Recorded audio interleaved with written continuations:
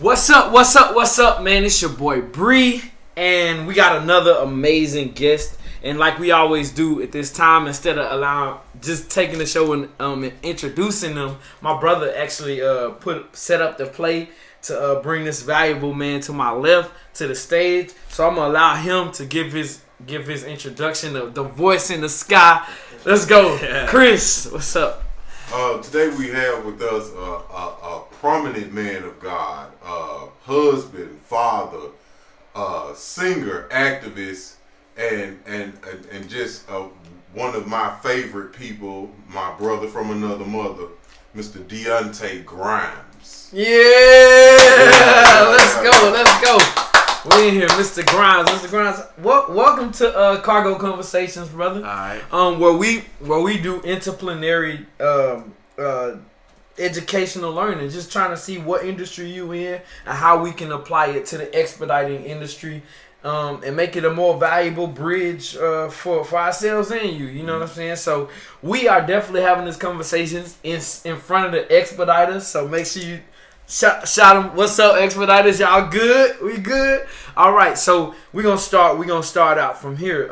Deonte, if you can just give me a backstory about how from like where you from, and then like how you start doing what you're doing right now. Okay. All right. And, by the way, like introduce them to what career field you into, and then go ahead and go back. So I'm the Pure Lifeline coordinator for the state of Tennessee, Region 3 South, and my county. I got 6 counties: Hamilton County, Bradley County, Meigs County, McMinn County, Polk County, and Sequatchie.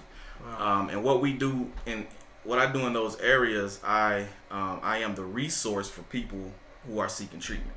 Okay. Substance abuse or treatment. So Tennessee, what they did in the Department of Mental Health and Substance Abuse, they created a faith-based initiative. Hold on, he about to hit us with it, but I want to step back before he jab us. I want to step back and get a tell me a little bit more about who you are, where you from. Right. Yeah, before you give us that right hook.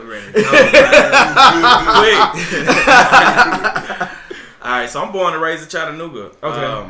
Me and Chris, we go back elementary school. You know what I'm saying? Okay. All I know is Chattanooga as far as, my upbringing, how I'm raised, how my mind is, how I act. The reason why I see life how I see it came from Chattanooga. Chat Town. And at an early age, running around, man, like we all was, smoking weed, drinking, 11 years old, 12 years old. First time walking into a liquor store, actually buying it myself. 11. You know what I mean? I was 12. I was smoking weed at 11. I ain't gonna say what liquor store. They ain't even up no more. Okay. They ain't even up if no you more. is, yeah, right. You won't be for right. So needless to say, you know what I'm saying? I realized as I got older how drugs has played an intricate part in my life and my relationship to drugs. Okay. Right? Starting at a young age, everything that I've done started with drugs. Wow. Studying started with drugs. That was the gateway. Well, it set my mindset. The relationship was being built. Wow. Okay. So I'm saying the relationship to the drug was being built. Okay. So what that did was everything I done related to drugs. When I got mad, I smoked. You see what I'm saying? When I kick it, I when I'm just going out to have fun, smoke, drink, because that relationship is being built. And as I got older, I realized, actually when I met my wife, she asked me a question because I still have always had a zeal and a love for God.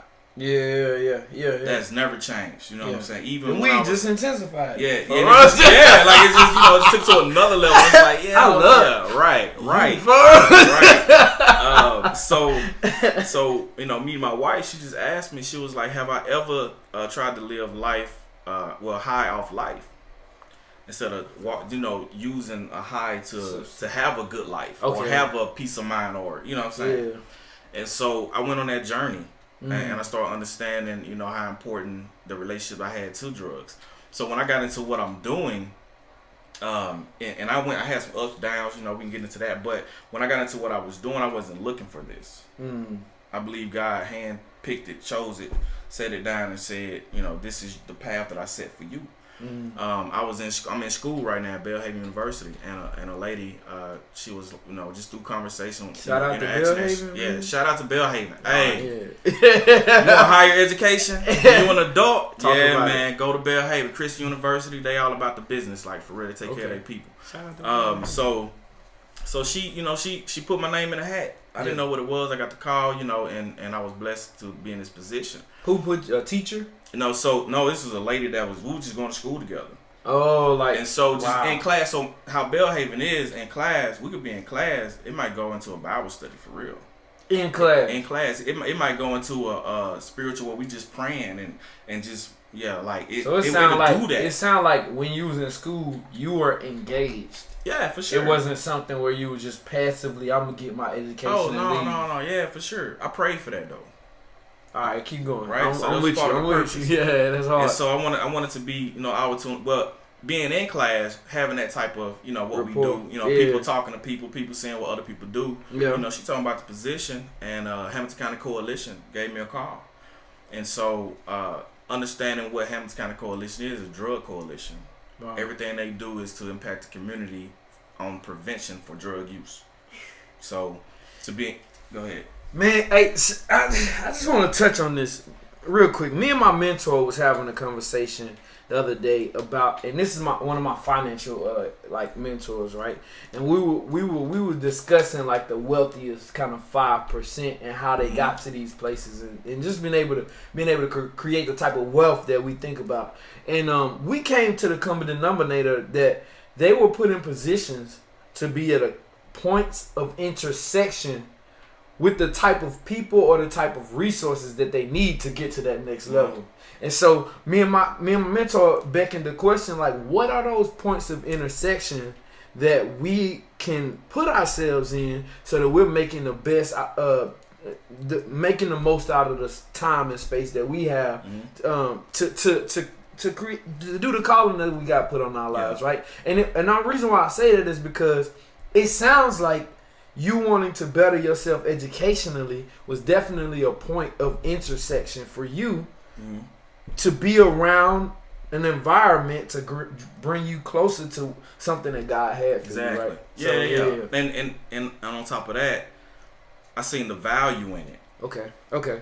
Right. How valuable is me going to further my education? How is that going to benefit the way I can be used by God? Okay. Right. Because, once the Bible tells us in Proverbs, a man has a plan, but God divides the path. Right? So when we have the plan is to, I know the plan where I'm trying to go. Yeah. And so now that God, I have set the plan, God has put me in a position to walk the path to get to the plan. And the ultimate plan is, eventually is for him anyway, right? But for us to see him, see him and everything. But being a resource in the community, is what I am. Okay. Right. I'm that connection. I'm that lifeline. Okay. I'm that. You know what I'm saying? Like, come on. You need anything? What you need help with housing? Come on, I can take you there. You need help. You need to go to treatment. What type of treatment you looking for? Okay, right? okay. Are you looking for faith-based treatment where it's Christ-centered, or are you looking, for treatment? Just treatment. Period. Yeah. What do you need so you can become your potential? That's fire. So all right, so we there, and I kind of brought you back because at the beginning we kind of did a foreshadowing of where we are right now. So you were talking about Tennessee did something a little bit different. Go back to where you know what I'm saying. All right, so the state of Tennessee. I love the state of Tennessee. You love the state of Tennessee. Love the state of Tennessee. Hey, what they did to you say that one more time? I love the state of Tennessee. What they did, right. What they did, man, and within the Tennessee Department of Mental Health and Substance Abuse. Okay. You got treatment and you got prevention. Okay. And they added faith-based. Wow. In the substance abuse. So they actually, it sounds like the state of Tennessee is actually like invested in seeing that. Oh yes. Yeah, man. Okay. Yeah, man. They put in time for this. We are literally. I wouldn't want to say. Make sure I say it right. God has created us, and we bringing value to this industry. because there's so many people on drugs and alcohol and opioids, and you know, it's a pandemic within itself, right? And so Tennessee has taken a step to start combating that pandemic. Being innovative. Is that different from most states? Well, Ohio is in it now, so it's gonna gradually, you know what I'm saying, grow. Yeah. But the thing about faith is what I think they realize is everyone believes in something. Even if you don't believe, you believe that you don't believe, so you still believe in something, faith. right? Yeah, so I'm with you. So it's a faith. Yeah. It's not just Christians, you know what I'm saying? This is for Hindus, Muslims, you know, atheists, who your faith, right? Yeah. And I think it's so strategic because addiction happens to all, no matter what you believe. Facts. Life happens to all. It don't matter if you black, white, Hispanic, it don't care. It don't care. Yeah. Whatever life brings. So we want to be able to say, no matter what you deal with within your community, within your Muslim community, within your Hindu community, we have resources set up for you so you can go to treatment and get help and continue to be the best person you can be. And so I heard you say 3 pillars. You said they added the faith, and then what was the other 2? So you got treatment, where you actually go to a facility. Fact. You know what I'm saying? Then you got prevention. What programs do we have to prevent you from getting to where we got to send you to treatment? And then in the midst of the treatment and the prevention, faith, right? Yep. What do you believe? Okay, cool. Prevention, treatment, and faith. Okay, all right, that's dope. All right, so to move forward, this where I like to kind of figure out how we connect this to the expediters out there. Just to give you a little bit of backstory. So expediting is cargo van, box trucks, and sometimes 18-wheelers. We have the ability not to follow the DOT regulations of stopping every 11 hours to rest. We could run 48 hours straight if we want to, right? And being out on the road and being away from home can be a taxing emotional experience, especially when you're going through various problems with the people that's dispatching you, which these are the folks that's getting you the loads to make money, right? So, and I'm assuming that some of my expediters out there probably run to different substances. It's a possibility, yeah. It's a strong possibility. So, if they find themselves saying, you know what, I need to put this down, or I need to change certain things in my life, from your experience, like, you know, what is the best method? I asked you that out of a realm. Some people be like, well, quitting cold turkey ain't good. That's you know what I'm saying. So I think if a person really, if they say, I need to change this, they gotta make the first step. Making it, knowing that it's an issue. Knowing it's an issue. Fact. Right? Okay. And then, you know, if the company or whoever, you know, is over them, if they have faith that if they bring this to their attention, they won't lose their job. See, this is the thing. A lot of us, and I'm speaking this, a lot of us, some of them do work for company, but a lot of us are owner operators. Okay. So, and I didn't even think about this, but the added pressure of, I need to make this enough money so I can pay. You see what I'm saying? Yeah. And I'm away from my family, and it's dangerous out here. And it could be all kind of ends. Like, you know what I'm saying? So that creates a stressful, and a lot of times people run to various vices. Self-medicating.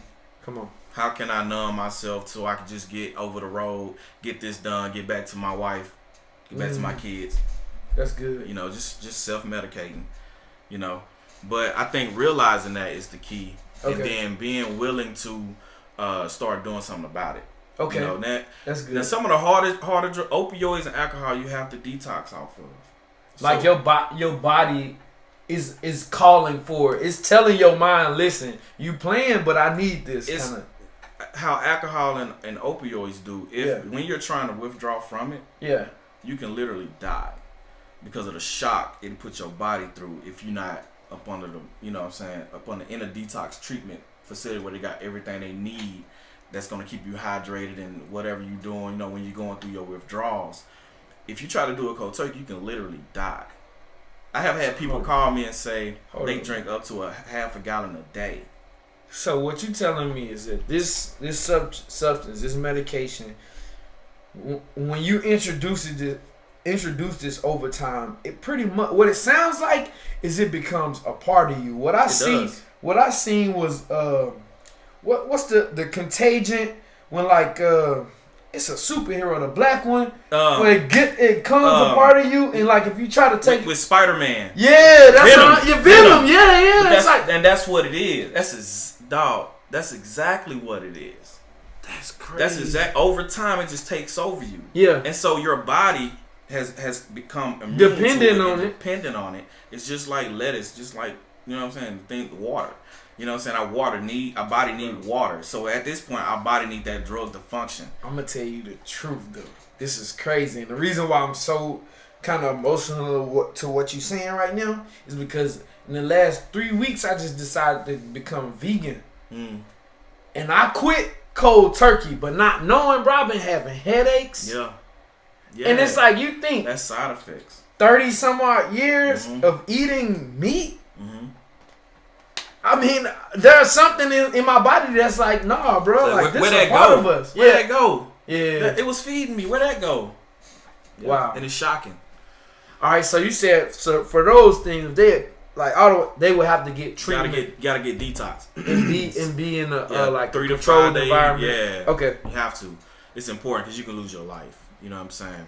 Wow. And so and that's what's important with what you said is somebody knowing that, because they might be having pressure from around them. Hey, you need to just quit this. But knowing that it's more than just me making up my mind, hey, I'm gonna quit this cold turkey, I'm gonna fight. Knowing that they can actually like lose their life, that's something that people need to know. Yes. I'm curious. That's Chris, y'all. What's the biggest fear that you run into while doing your job, and what has been the most effective way for you to help people overcome whatever the said fear is? Yeah. So fear from me or fear from the people? The people, because he's talking to a cargo. A lot of people that may be watching this may be in fear of if I step out and do this, it might change my personality. It might change my friends. Like I won't be able to, you know. Okay. So I don't think. Fear. You gotta think about the type of fear, like we were saying. So most people in this, and when they dealing with this, their fear is being in an uncomfortable place. Wow. See what I'm saying? Because for so long they've been comfortable. And their fear is, man, I don't know. What is my life gonna feel like after I do? And man, I gotta deal with my mama have got shot in the head. I'm finna have to deal with trying to get my kids back in my life.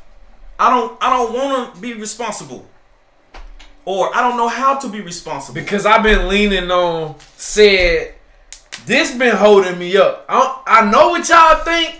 And I listen, it might be uncomfortable to you, but I got some weight. I've been leaning on it, and it's been helping me function through this life. And you telling me I need to... And that's the fear. I get it. Right? Wow. That's the fear. Comfort is the enemy of success. Yes. Okay, go ahead. All right. And I'm just... Right. Okay. They gonna have to deal with themselves. They got... The first things first oh my God. So what I exercise that I do. Yeah. From time to time, when I find myself, sliding down the hill. We all go through that, bro. What I do is I close the bathroom door and I look myself in the mirror. Okay. What you doing? You know better. Why you slacking here? Then if you wake up at this time, you get this and this and this and this done. Like, what are you doing? So I confirm with myself I can't lie to myself. So I can't live my life a lie because I can't lie to myself. And if I can't lie to myself, then, and I'm being my truest self, then everything around me will be impacted because they're seeing the best me. That's good. And I focus on trying to be the best me. Mama's through this pad. When you focus on your star player, it allows you to give everybody the best of yourself. That's good. If Bron wasn't focused behind closed doors, come on now, we wouldn't see what he doing. in the Bible tell us what we do in the dark will come to the light. That's good or bad. Yeah. Man. Hey, we giving y'all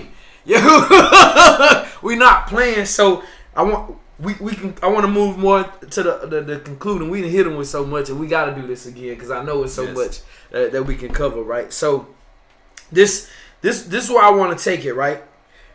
Once somebody goes through the treatment, get some faith to believe that it's possible to stand now that you got this crutch from away. Now you done figured out how to stand, and now you got a space to prevent you from going back to where you were. You got those 3 pillars helping you kind of move forward in life. I'm assuming that, and I'm talking to my entrepreneurs out there, right? Your bag starts to increase. Mm-hmm. Because in your business starts to run better because now you have a space to think a little bit clearer. And what I heard you say is when you look in the mirror, you start to tell yourself the truth. If you're not telling yourself the truth, how can you tell your business the truth? Do you have any stories or even personally about how entrepreneurially somebody got better after, standing up and say, you know what, I'm about to get this side of my life together. I'm going to get this together. You see what I'm saying? I'm a testament to that. Okay. I mean, once I got a sober mind. He about hold on. Before He about to smack y'all. Y'all ready again? but before I got a sober mind, okay. I allowed my addiction to run my life, and so when the Bible, I got to renew my mind daily, and so when I learned how to renew my mind daily, that opened up a function, like all of the space that was being taken up in my brain by the negative, by everything, that was trying to cloud it. By me renewing my mind, my space cleared. So I was able to download more. You see what I'm saying? Man, and when I was able to download more, I'm able to see the gaps in the field that I work in. And in order to fill those gaps, I need to be in place so I can fill that gap. Then I can feel that. I can feel it and keep feeling it to where my hands are full with the resources for the people. Wow. In my industry, what I see is a lot of people don't know about this, that. So how can we centralize that, right? And so don't know. So what you mean? So a lot of resources in Hamilton County, what I've been finding out is a lot of resources don't know about resources. The resources don't know about resources. Don't know about each other. So to make this practical, drug addiction doesn't know about housing placement. No, housing placement don't know about a clothing place. Okay. You know what I'm saying? Okay. They don't know about each other. Like, if I work in this field, like I help with addiction, and then you help in housing, I need to know you. Facts. Right? And so, a lot of people don't know each other. They'll call me, hey, I got a person, they need this. And I'm like, okay, but it's the person over here who needs that. And they ask for the things that you're doing. So how everybody needs each other. Because it's a spider web. I got it. Once somebody touch that web, it don't matter if they touch it up here, touch it down there, the whole network should feel the vibration. Facts. You know what I'm saying? Same thing in our industry. Same thing. So what are you? So I'm creating a resource center. Okay. Right? Since I built the network of who does what. And when you say talk to us like 3, bro. When you say you built the network, you mean so your phone you got? I literally hit the pavement learning who was who. And what they offer. Okay. Because it's my job to provide resources for the people who call me. So I need to know what is in the area to benefit them, right? Yeah. As I was doing that, I realized that nonprofits don't know nonprofits, and they don't work together. They don't. It's just like, to me, it's just like how the church is, right? We got a church on every corner. They don't talk to each other. But church on this street and church on this street ain't never got together to see how they could bring a resource to the community. Yeah. Right? So, and I'm seeing that now. Yeah. So what I want to do is create a space to where everyone knows if they come to New Direction Resource Center. That's the name. They're going to get pointed in a direction. But what we're going to do is we're going to still keep who we sent in the fold, because now we're going to offer I don't want to get too much. Yeah, no. We're gonna offer things that is gonna get them. We're gonna walk life with them. Yeah. I'm gonna walk life with you. Once you get where you need, then I'm gonna walk you through life so you can be successful. If you wanna go the educational route, right? We're gonna take you there. If you wanna go get your trade, we're gonna take you there. Then I'm gonna show you the steps how you can get financially straight so you can start owning a home, because home ownership is gonna help with the generational. You know what I'm saying? So we need to start teaching all of this, and that's what I'm gonna do. I'm gonna be a resource center. Yeah. I'm gonna connect them. They come back. Yeah. We gonna walk them through it. Walk you through your journey. Then you're gonna be successful. Now you're able to show your kids and the people you come in contact with what was done so you can become successful. That's hard. You gotta fill the gap. What is not being done that could be done, and I need to do that. Yeah, that's fire, bro. I commend that. You seen the need and you filled it. That's service. That's entrepreneurship. That's a beautiful thing. I heard while you were talking, like even the question that you posed, Breon, you was talking about the bag. Yeah. For most people, and I'm just playing off of what you just said, Deonte. For most people, the bag is money. Yeah. But that ain't all that's in the bag. That's why I never spoke to money. Holistic. Yeah, because it's the resource. The bag for me is the resources for the people. That's my bag.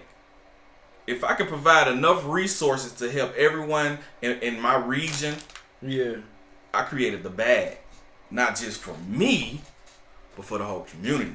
Now you can get a bag. You can get a bag. You can get a bag. Oprah. You can keep going. You can get a bag. You can get a bag.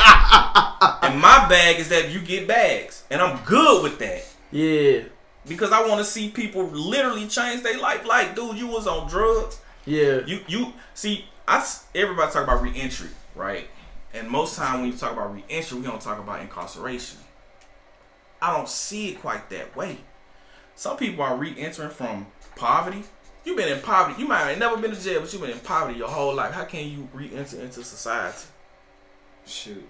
You've been educationally deprived all your life. How can we get you to re-enter into society on the same level? Intellectual level. It's all, you know. You ever read the book When Helping Hurts? You gonna love that. It's wrote by a dude from Chattanooga too. His name Brian Ficker. All right. But the reason why I say that is because what you just said, he breaks down poverty like that. He gives a reference to there are physically poor people, emotionally and mentally poor people. So when you talk about going and helping and serving the poor, which one are you talking about? Yeah. So man, we covered a lot of good stuff. I wanna wrap it up in closing and just let the expediters out there know, man, there are people out there, like my brother said, that's creating resources and creating avenues of resources to help you solve most problems in your life, right?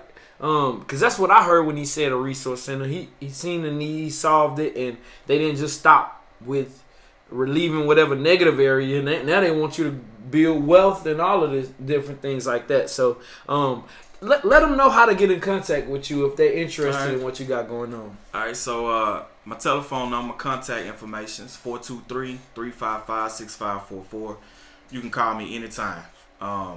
If you cell phone, text me is even better, because a lot of times I'm in meetings. So if I can get a text, I'll definitely hit you right back. So that's the best way to contact me. If you want to get in contact. Social media.